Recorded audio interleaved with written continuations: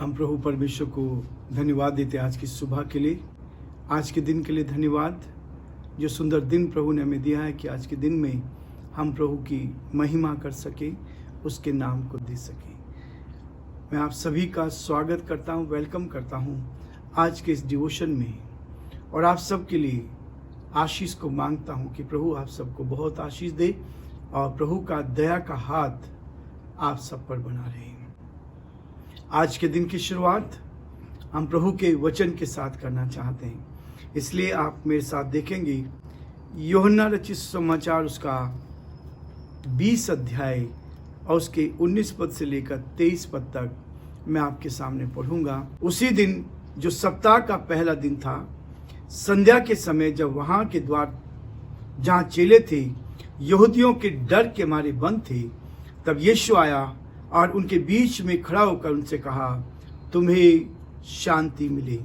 और यह कहकर उसने अपना हाथ और अपना पंजर उनको दिखाया। तब चेले प्रभु को देखकर आनंदित हुए। यीशु ने फिर उनसे कहा, तुम्हें शांति मिले। जैसे पिता ने मुझे भेजा है वैसे ही मैं भी तुम्हें भेजता हूँ। यह कहकर उसने उन पर फूंका और उनसे कहा, पवित्र आत्मा लो। उनके पाप तुम क्षमा करो, वे उनके लिए क्षमा किए जाएंगे, और जिनके तुम रखो वे रखे जाएंगे। परमेश्वर अपने इस वचन के पढ़े और सुने जाने पर आशीष दी। आमीन। दुआ करेंगे। प्रेमी और दयावान परमेश्वर, हम आपके हृदय से आभारी हैं। धन्यवाद देते हैं पिता परमेश्वर कि आज ये दिन आपके द्वारा हमें मिला, कि सप्ताह के कार्य की दृष्टि से सप्ताह का पहला दिन आपने हमें दिया है कि हम आपकी तारीफ कर सकें।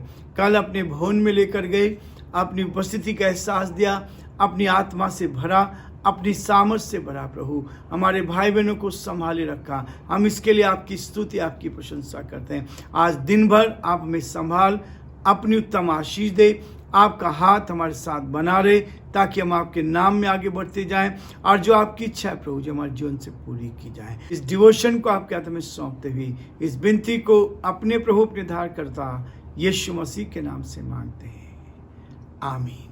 प्रियो, एक सूचना है आप सबके लिए। हमारी अद्भुत अनुभव पत्रिका ये तैयार हो गई है। यदि आप चाहते हैं कि पत्रिका आप में को मिले, तो आप व्हाट्सएप पर हमें मैसेज कर सकते हैं, अपना एड्रेस भेज सकते हैं, ताकि हम आपके एड्रेस पे इस मैगजीन को भेज सकें। बहुत सुंदर मैगजीन है, और इसमें विशेष स्थिति से कोविड-19 में जो लोग बीमार थे और लोगों को कैसे प्रभु ने चंगाई दी, हम कैसे बच सकते हैं, उसके विषय में लिखा है। परमेश्वर इन गवाहियों के द्वारा हमें बहुत आशीष देगा। और ये बराबर मैगजीन साल में 4 बार हम निकालते हैं, ताकि हमारे सारे भाई बहनों को इसके द्वारा आशीष मिले। और यदि आप भी चाहते हैं कि ये पत्रिका आपको मिले, तो आप अपना एड्रेस हमें हमारे व्हाट्सएप पर भेज सकते हैं, ताकि हम उस एड्रेस के अनुसार आपको भेज सकें और आप भी इससे आशीष को प्राप्त कर सकें। अद्भुत अनुभव मैगजीन पिछले 13 वर्षों से बराबर हिंदुस्तान के 12 प्रदेशों में भेजी जा रही है, और बहुत सारे लोगों ने इसके द्वारा आशीष को प्राप्त की है। और मेरा विश्वास है कि यदि आप इसको मंगाएंगे तो आपको भी बहुत आशीष मिलेगी, क्योंकि परमेश्वर कैसे अद्भुत काम कर रहा है, सामर्थ्य के काम कर रहा है, ये चीज़ आप इसमें देखेंगे। इसलिए इसका नाम अद्भुत अनुभव है। जो लोगों ने अनुभव प्राप्त किया है, उनके जीवनों में जो काम हुआ है, उनकी गवाहियाँ, संदेश, प्रार्थना के विषय जो एक दूसरे के लिए हम प्रार्थना कर रहे हैं, ये सब इसमें पाए जाएंगे। इसलिए आज का जो शीर्षक है, चेलों पर यीशु का प्रकट होना। चेलों पर यीशु का प्रकट होना।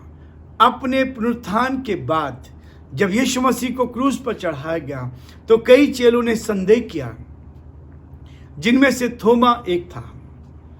उसने कहा, जब तक मैं उसको ना देख लूंगा, और जहां उसके पंजर में जो भाला छेदा गया था वहां हाथ डालकर ना देख लूं, जिन हाथों में कीलें ठोकी गई थी उनमें अपनी उंगली डाल के ना देख लूं, तब तक मैं विश्वास नहीं करूंगा।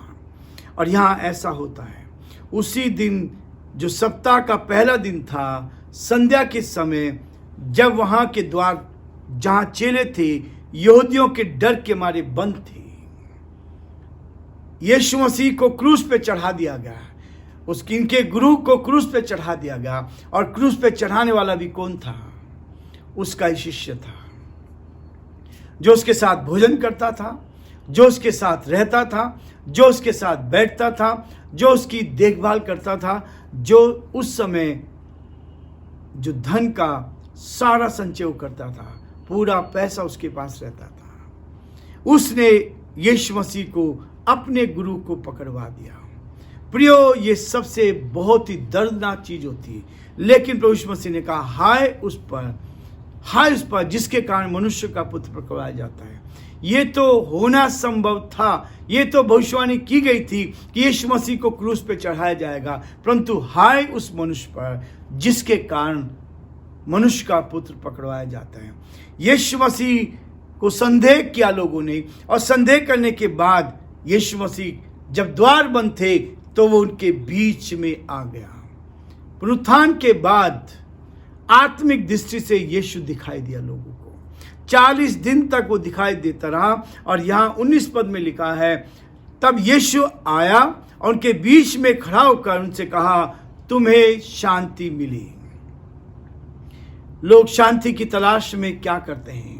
प्रभु की शांति हमें मिलती है। जिसके जीवन में शांति आ गई वो संसार की बुराइयों से बच गया। जिसके जीवन में शांति आई वो गलत रास्तों से बच गया, वो बुराई से बच गया, वो ड्रग्स से बच गया, वो नशे से बच गया। वो जीवन में तरक्की करता चला जाता है। और यदि ये बुराइयां आपके जीवन से हट गई तो आपको संसार में किसी भली वस्तु की घटी नहीं होगी। और ये सामर्थ केवल यीशु देता है। वो कहता, मैं तुम्हें शांति मिले। उनके बीच में आ गया, अद्भुत चमत्कार हो गया। दरवाजे बंद है और उनके बीच में आके खड़ा हो गया। और आगे हम देखते हैं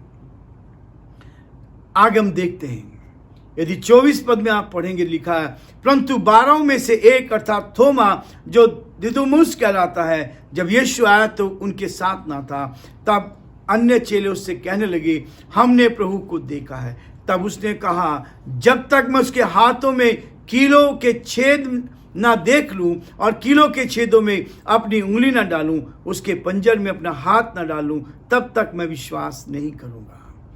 8 दिन के बाद उसके चेले फिर घर के भीतर थे और थोमा उनके साथ था। द्वार बंद थे। तब यीशु आया, उनके बीच में खड़ा होकर कहता है, तुम्हें शांति मिले। तब उसने थोमा से कहा, अपनी उंगली यहां लाकर मेरे हाथों में को देख और अपना हाथ लाकर मेरे पंजर में डाल और अविश्वासी नहीं परंतु विश्वासी बन। यह सुन थोमा ने उत्तर दिया, हे मेरे प्रभु, हे मेरे परमेश्वर। यीशु ने उससे कहा, तूने मुझे देखा है, इसलिए विश्वास किया है। धन्य वे हैं जिन्होंने बिना देखे विश्वास किया है। प्रियो, आज जिन लोगों ने उस पर विश्वास किया है वो धन्य लोग हैं। थोमा विश्वास नहीं कर रहा था। जब वो भीतर आ गया, अब चेलों के साथ नहीं था, लेकिन फिर उसने जब चेलों ने बताया, उसने कहा, नहीं, मैं कभी विश्वास नहीं कर सकता।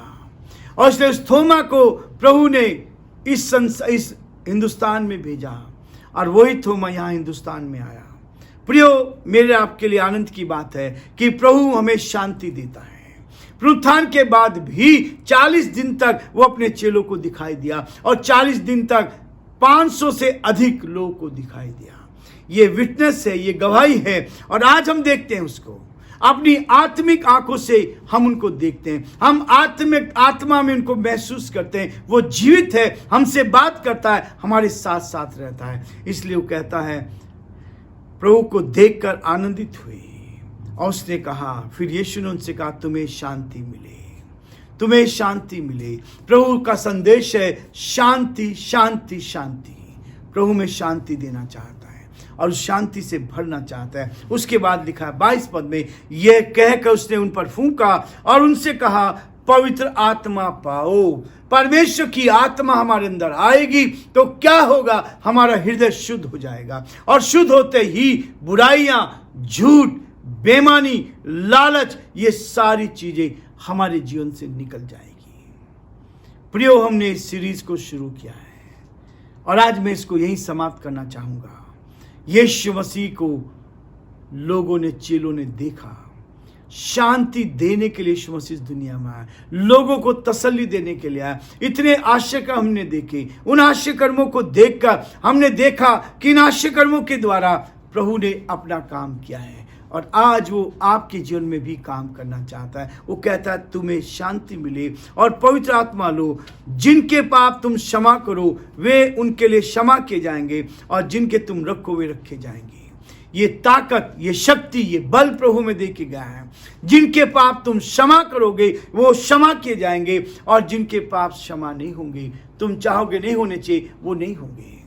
इसलिए लोग क्या करते हैं, बहुत बड़ी भूल करते हैं, हमारे विरोध में खड़े हो जाते हैं, लेकिन उसका दूषित परिणाम होता है प्रियो, उसका दूषित परिणाम होता है। बहुत सारे लोग मर गए, बहुत सारे लोग लाचार हो गए, बहुत सारे लोग बीमारी से ग्रसित हैं। इसलिए प्रभु के लोगों के विरोध में जाकर हमें कभी भी शांति नहीं मिल सकती। इसलिए वो कहता है तुम्हें शांति मिले और जिनके पाप तुम क्षमा करोगे वो क्षमा किए जाएंगे और जिनके तुम रखोगे वे रखे जाएंगे। विश्वास हमारे जीवन में हो। यीशु चमत्कार करता चला गया और आज भी कर रहा है। प्रभु आप सबको बहुत आशीष दे और प्रभु का हाथ आप सब पर अब से लेकर हमेशा तक रहे।